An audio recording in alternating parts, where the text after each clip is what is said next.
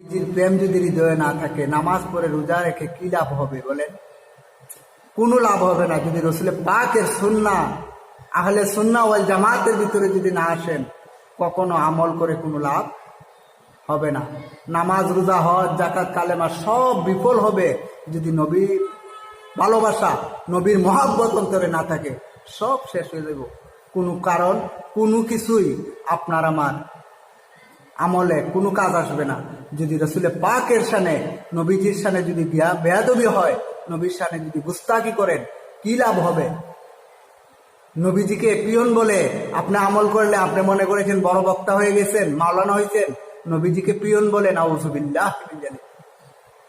এটা কোশ্চিন কালো আপনি জান্নাতে যেতে পারবেন না যদি রাসূল পাকের শানে গুস্তাকি করেন। আপনি যত বড় মাওলানাই হন না কেন, আমার পায়ের নিচে আপনার স্থান।